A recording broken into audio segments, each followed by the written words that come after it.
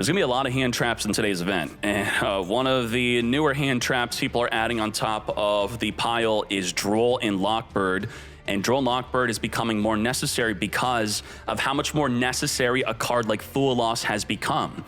Fool Loss is one of the main counters to them spam summoning with the Engraver engine. The Fiendsmithing it up, we got to Fool Loss them. Well, if you draw and Lockbird the Fool Loss, there are a lot of plays you could still continue to make under the effect of Fool Loss. Imagine your graveyard has a bunch of light fiends. You could still make Sequence. You could still Lacrima. You could still Reborn from the Grave. You could still make an Apollo USA. You could still make a Caesar, all under the effect of your own Duel and Lockbird. So do consider it as essentially an additional call to the grave, or I'm even thinking some people may want to be I know it's very controversial to say this, possibly dropping Crossout Designator and Call to the Grave. Why? Because turn ones are so absurd that if you don't have 2 to 3, maybe even 4 hand traps in your opening hand, all the Called by the Graves in your hand going second is going to do nothing. If you go second, you're fingering nothing. Let's go. There can only be one winner. And you're looking at it. Let's go.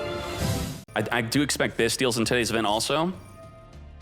Look at this. Look at that. Hand trap meta. 2 Veiler, Ash, Droll, Maxi, and Fool Loss. This dude is just dropping all of them in the standby phase.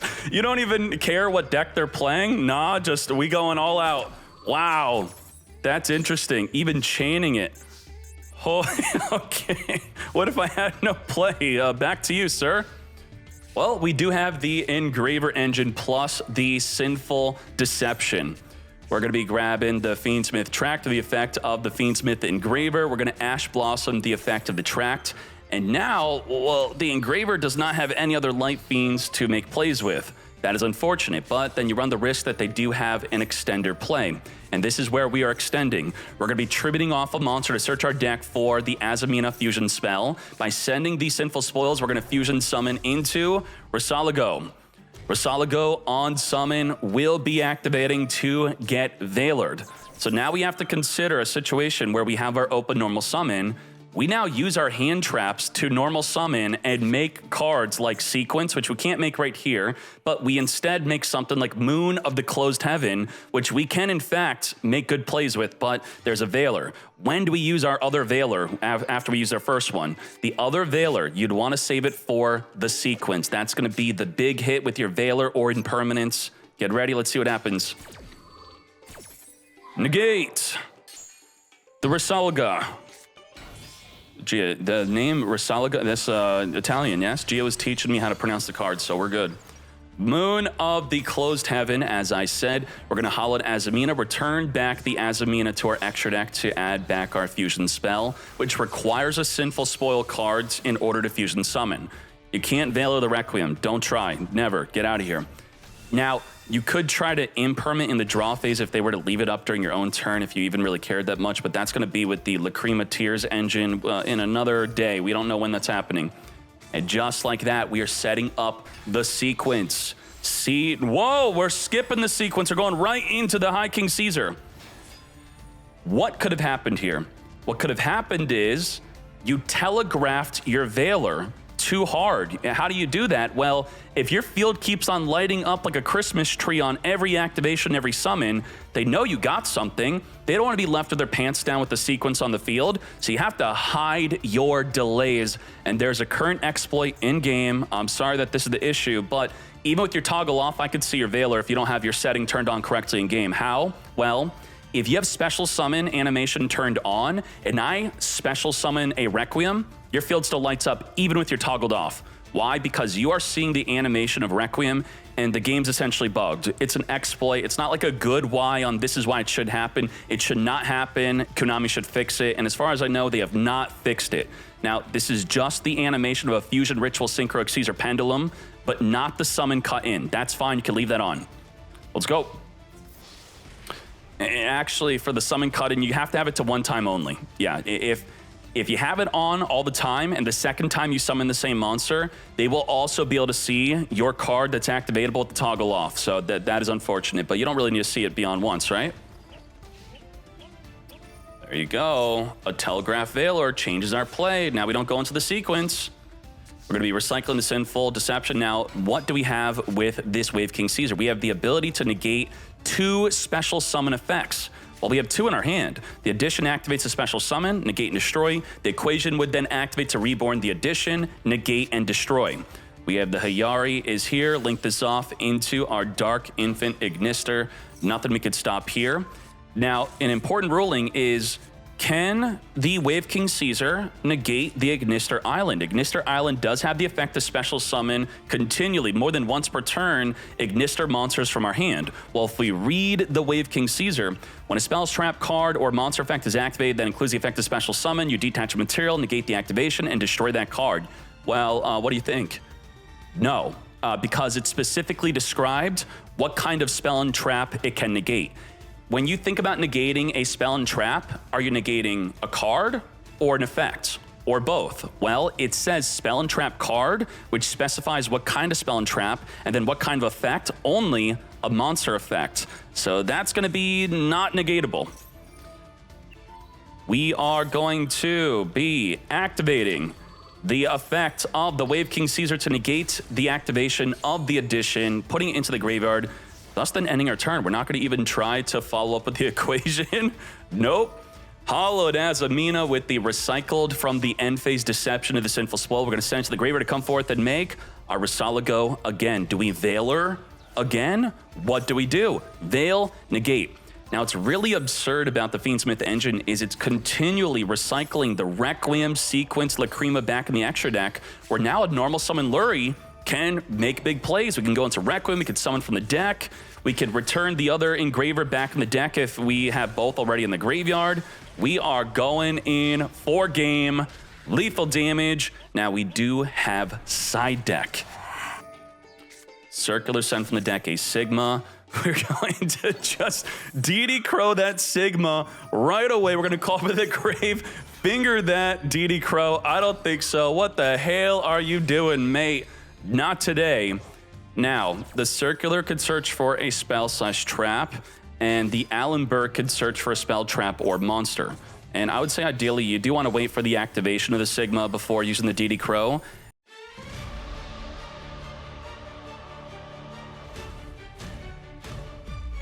We have Imperm, which could be a high risk, high reward on the Dark Infant because they could be playing more than one field spell, but if they only play one field spell, you know you are stopping them from that search.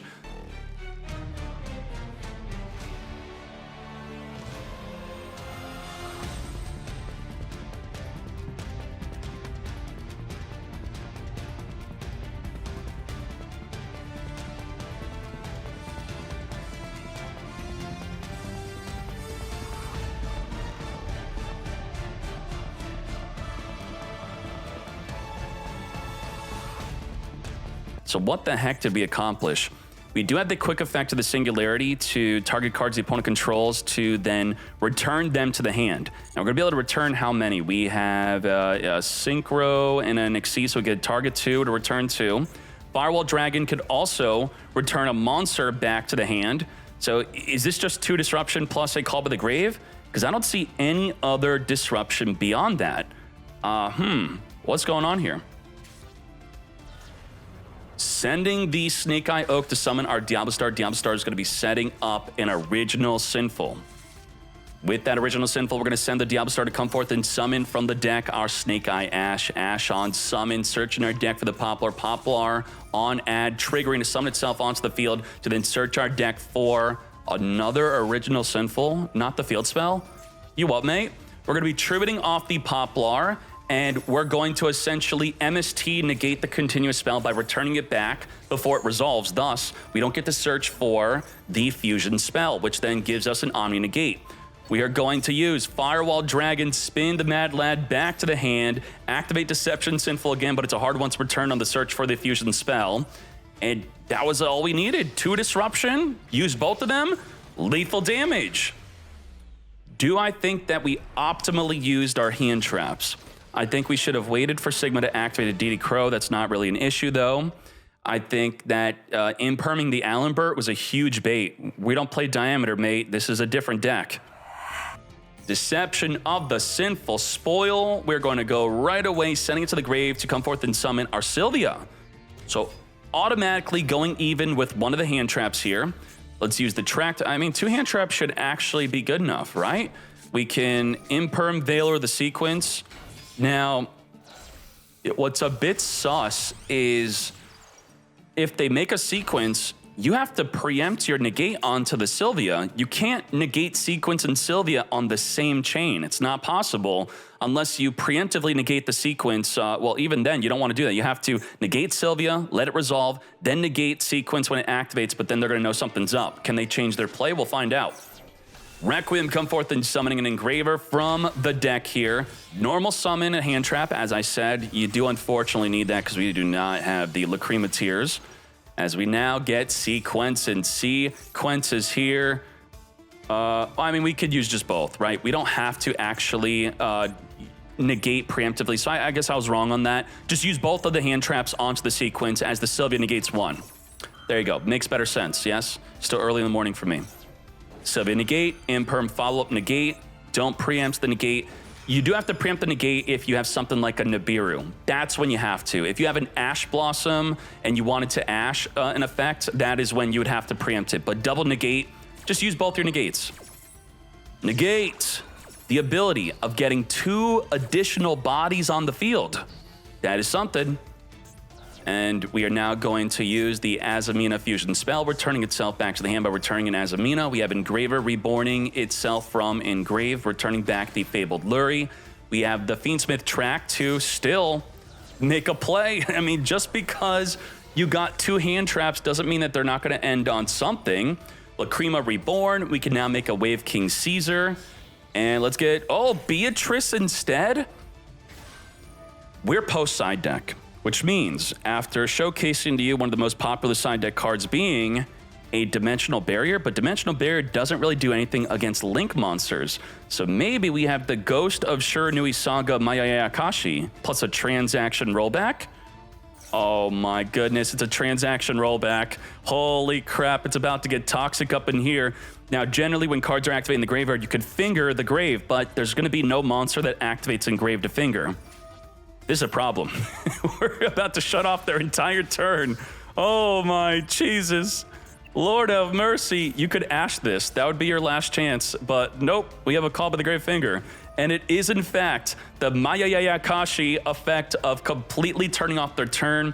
You cannot summon from the deck. You can't summon from the hand. Special summon, that is. You can't special summon from the extra deck. Where you can still special summon from is pretty much just the graveyard. Let's see what's good. Alrighty, we are going to transaction rollback, copy that full turn Floodgates. T-set, that's all we could really do, right? That's it. And the Azamina engine, similar to the Fiendsmith engine, continually recycles itself. The Sinful Spoils continually adds itself back on the field during the end phase. The fusions are returned back into the extra deck. We got the Risalaga on summon, searching our deck for a Wanted Seeker. So after searching for a Wanted Seeker, you ideally want to get the Risalaga in the grave. And how is this going to work though? Do we want to use a Bestial or a Finger onto the Risalaga? And do we have to do it preemptively?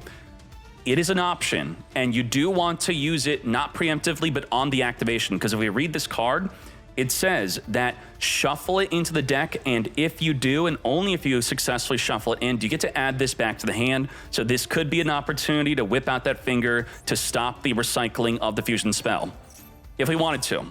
Not saying we definitively had to make that play. We're going to save our finger for something else, but do note that now they're going to negate the finger with Sylvia. So it's almost like you kind of have to do it, right? Sylvia negate finger. The Azamina engine, almost I want to say, is more impactful than the Fiendsmith engine on release, as we didn't get Lacrima in the main deck. We have Wanted Seeker, drawing a free card. So you have to know that you don't even need another card in your hand. Just whatever you add with the Wanted Seeker can be discarded with the Diablo Star. And I say discard, but that's incorrect. And you're going to see why it's incorrect, because the Lurie, why my Lurie no activate, has to be discarded. Well, the Diablo Star sends and doesn't discards. A discard is a send, but a send is not a discard. A chocolate is a candy, but a candy is not a chocolate, right? Diablo Star setting up into the back row, our original Sinful. Original Sinful, sending our Masquerina away. What the heck? Come forth, Snake Eye Ash in the deck, add the Poplar, trigger the Poplar, summon itself onto the field. Your whole combo is protected by the Sylvia. Sylvia negates anything. Now, the best way to stop a Sylvia is stop it before it's summoned. You ideally don't want to have to deal with it, or otherwise, you could finger her with your Call by the Grave, but if all you have is the Call by the Grave, it's no good. And it's interesting that at the start of this duel, I pointed out that we would possibly want to consider using another hand trap instead of Call by the Grave. Does it look like another hand trap would have been better than Called by? I think so. We're going to push the face down to the back row with the effect of our Snake Eye Diablo Star, then attempt to go for lethal damage as we finger the Beatrice. Biggie, how can you? What is that? Lethal damage. Boy. Boy, oh boy. The power of turn 1 has exponentially become better. Aurelia number 1. And then on the resolution of the Wanted Seeker, we could choose to Aurelia again to draw 2 for the summon of the Diablo Star. Do we do that though? We don't. We just allow it. Okay, draw 1 is fine. We're gonna set up the toy tank. This is only from the hand, a normal summon or special summon, we get drawing. Draw that card, there it is. Now, can this card affect YouTube Ray right now? It will banish all cards in the opponent's action deck with the same name. And a good card generally would be banishing, let's say against Snake Eye would be Promethean Princess. But against YouTube Ray, I don't know what the heck this extra deck is. This is, do you have Azamina cards in your extra deck, Zugio? If not, then your cherries are outdated because that's the new hotness. Holy crap, you have no Azamina. Uh-oh, let's see.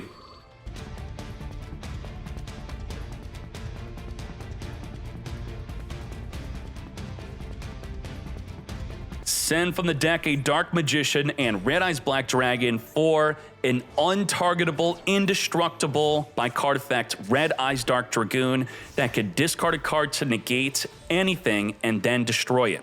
How do we deal with this? Well, the Rondo can't be equipped onto it because we can't target it.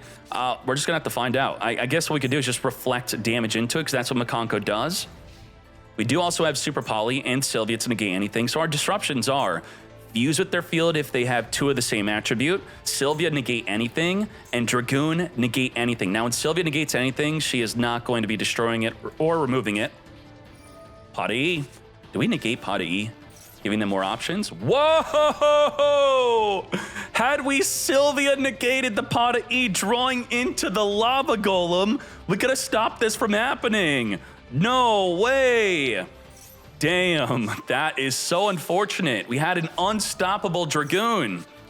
Ohime is going to be adding from the deck. Now, do understand, YouTube Ray did not know he was playing against Mikanko. This is game 1, round 1. There's no way to know.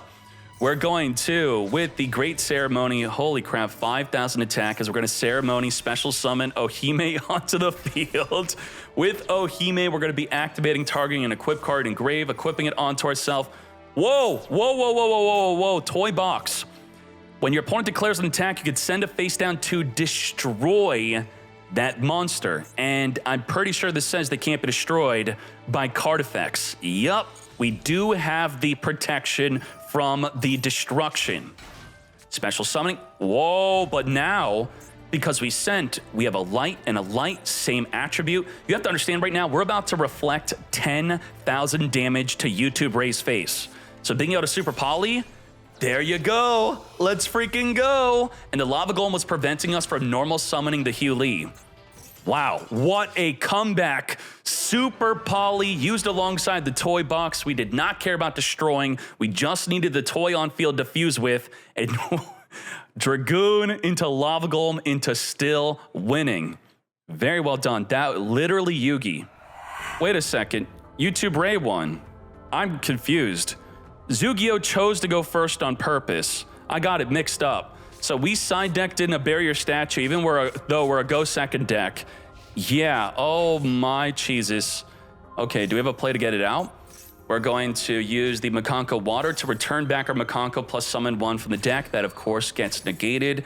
And we did now use up our normal summon. So we don't actually get to whip out that barrier statue. Now, with the Mikanko rivalry, it does have the ability to either negate a monster or take control of a monster, but we just have one disruption. And the Nini, we can't destroy it by battle or card effect, and it reflects damage. So with that single disrupt, is it good enough? Wait a second, we have 2 disruptions. I didn't know Nini does something. What the heck? People usually don't use this.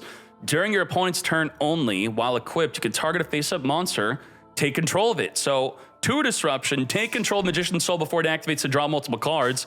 Now, both of our fusion materials are stuck in our hand, double bricked up. We do have Eternal Soul to summon the Dark Magician and make it unaffected by all card effects, plus Super Poly to fuse with the field. Give me back my Magician's Souls. Bro, what is this? Fossil Dyna, Barrier Statue? What the heck? We're gonna grab a Spirit Walk. And just like that, we can't use Eternal Soul nor Super Poly. We're scooping it up.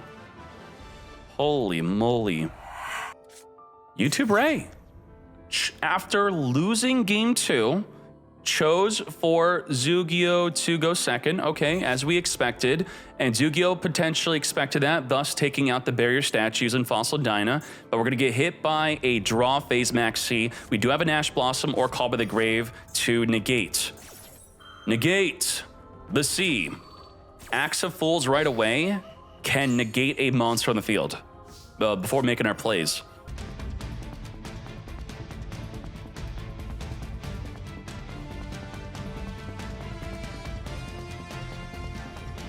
What happened game 1 though? We got Lava Golemed. How can we play around getting Lava Golemed again? We really can't, it looks like. Oh boy. So we could Super Poly fuse with the field, we could Dragoon negate anything, we could Masquerena go into a Little Knight double banish. It's about 4 disruptions plus the Call by the Grave. Pot of E. Flashback, bro, this drew into Lava Golem. Are we negating it this time? We're not. Nope. Okay. Ohime searching our deck for a Fire Dance. Discard the Rivalry from our hand as we Axe of Fools. Attempt to negate the Masquerena. Masquerena is going to be jumping off the field right here, right now. The Dragoon cannot be targeted by card effects as we make the Little Knight preemptively. Thus, we lose out on a form of disruption. We have Banish a monster on the field, negate anything, plus Super Poly Fuse. We're going to be banishing the Axe of Fools, which was one of our 4 disruptions, as we're now down to 3. The Triple Tactics talent can now take control of the Dragoon as it is a non-target yoink. And now we're down to double disrupt. Oh boy, we gained that permanent boost to 4,000 attack. We're going to follow up Special Summon Ohime with the Ceremony. Ceremony is going to send a Mikanko card from the deck to the grave. Now, what's interesting is Dragoon could be taken control of through a Rondo. How? It can't be targeted. Well, the Ohime targets the card in graveyard, and then you non-target equip it onto Dragoon, and that would be a full yoink. We're going to Little Knight Chain Banish, as we now just have Super Poly. Send from the deck the Mikanko Dance, Fire Dance, Special Summon from the hand, the Hugh Lee. Now none of our cards are targetable. To battle we go, reflecting 4,000 damage. That attack gain is maybe something we preferred to not have. Ohime is going to be activating within the end phase, equipping the Mikanko Dance. Back to our turn, we have Forbidden Droplet, Illusion of Chaos, adding Magician's Soul from the deck, return the illusion back. Magician's Soul going to go for an up to draw to play. Now, we do have to note that what does the opponent have? In graveyard, do we have any form of disruption? We would had we had the Axe of Fools to negate something with Ohime, but instead, we have the Spirit Walk. It's going to target a face-up monster your opponent controls and equip that monster. So we do have a form of disruption. But the problem is, the Hugh Lee making everything untargetable and indestructible by card effect. What do we do? We're going to be equipping the toys. They also can't be destroyed battle. Drawing up to 2 cards. We can Super Poly a wind and a wind, a light and a light though. We could get the light out through Sylvie or the Toy Soldier, but the Hugh Lee is, I think, the problem. As we grab a Toy Soldier, toy box in the deck, we're gonna use Toy Tank to summon from the hand our Sylvie while we still have our open normal summon.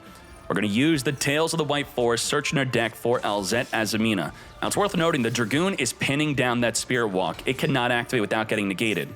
We're going to special summon the LZ Azamina, making the Muddy Mood Dragon, which is a fusion activator. We're going to be searching for a Wanted Seeker Sinful Spoils. What are we fusing into? An Albion? What? Albion the Branded Dragon, banishing the Money Mood Dragon and the Magician's Souls to make the Dark Magicians. Dark Magician's now here after a spell card or trap activation. You get to trigger the effect to draw a card. Draw the Call by the Grave. We're going to send Toy Soldier for a Diablo Star triggering a set from the deck. A Sinful Spoil Subversion, which we can't target. Untargetable negate through the Forbidden Droplet Mate. Just like that, getting through the unstoppable wall of that cannot be destroyed by battle, card effect, nor be targeted. Droplet is the way. Nicely done. I do expect droplet stocks to potentially be going up in today's event. There's so many different hand traps and board breakers that we're going to be seeing. And does that signify a more healthy meta with a mass amount of diverse board breakers and hand traps? Or is it a countermeasure for how toxic and unhealthy the meta is? Tenpai versus preparation of, well, we know YouTube Ray's playing Dark Magician. So YouTube Ray, this is it, my friend. Can you do it? Begin. Perelia right away. We're going to draw per normal or special summon from the hand. Preparation of Rites, preparing our hand with an Illusion of Chaos, which will be searching our deck for a Magician Rod or a Magician's Souls. Return back the Hallowed Azamina, get that draw 1, Rod into the Eternal Soul. Eternal Soul ready to summon a Dark Magician from the hand or engrave. As we make an Artemis, we're not going to be drawing off of that.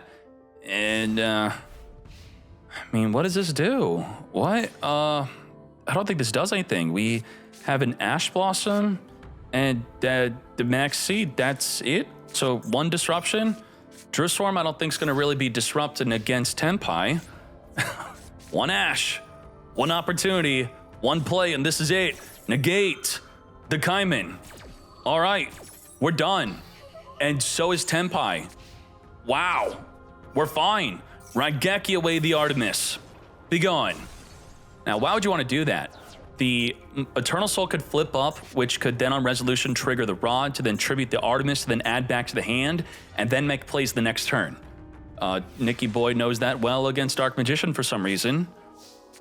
Didn't we return that card? What the heck was on the top of our deck is the Illusion of Chaos. Searches for the Magician's Soul. Hit him with the Droll and Lockbird. Thus, the Magician's Soul now can't draw up to 2 cards.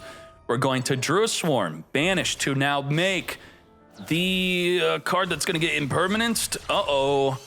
Imperm into Anaconda trying to summon a Dragoon. Activate. Negate with the impermanence. No Dragoonin for you.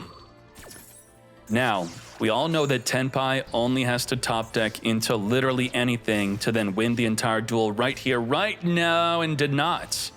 Nice. Too many hand traps. Can we Anaconda again? How many Red Eyes Fusions do we play in the deck? We have to send it as a cost, unfortunately, so the Anaconda is probably dead. As we prep into an Illusion of Chaos again, we get hit by the Drone Lockbird, thus we can't add with the Illusion of Chaos. Back to you, another opportunity to top deck into a 1-card combo, and that's it. Yup, that is, YouTube Raid knows it well. That's about 30,000 damage. Yeah, it's only 30k damage. Not shifting yet. We're going to set up the field spell, saying and summoning. As soon as a card hits the grave, we can't use shifter. We're now going to get shifting. Any card sent to the grave is now banished. As we grab again Roku, say goodbye to our Raigeki. Again, Roku triggers summoning itself, and we're just going to chill. The main thing you have to worry about against Tenpai after they go first is them summoning a Transcendent Dragon during your battle phase, which will force all your monsters into attack, and they have to attack. We're going to Gen Roku right now, jump off, and you can't finger Gen Roku because it's banished. What was this? This is kind of weird.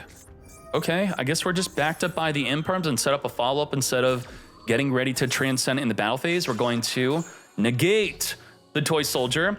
Droplet's not even activatable under the effect of Dimension Shifter. It has to send to the grave for the cost. Little Knight is not banishing on summon. As we said in past, we're no longer under the effect of Dimension Shifter. We can negate on field plus finger a card in grave. We could banish with the Little Knight, so I'll say it's about a double disruption. And the problem is the field spell is protecting your fire dragons during the main phase from being banished or negated. So everything's gonna happen in the battle phase. And if you enter the battle phase with a Transcendent Dragon, you can't activate anything. At the end of the main phase, we're gonna finger the Pydra. So these two little fingers are 2 disruptions. They are now 0. We have nothing. Nothing can be activated. You see the little cross mark? It's done. We also could see the lingering effects here, how the Tenpai Pydra was fingered by the Call by the Grave. Holy moly. This is so unfortunate for YouTube Ray. What the heck happened? It's not your fault, YouTube Ray. I appreciate you, my friend, as we didn't lock ourselves into Dragon Summoning through the Bident nor the Genroku summon from the deck, being able to then make the SAMD, which I feel like he did that to send a message. Nicky Boy wanted to let you know that I had this in my back pocket in case you tried to goon me. Not gonna happen.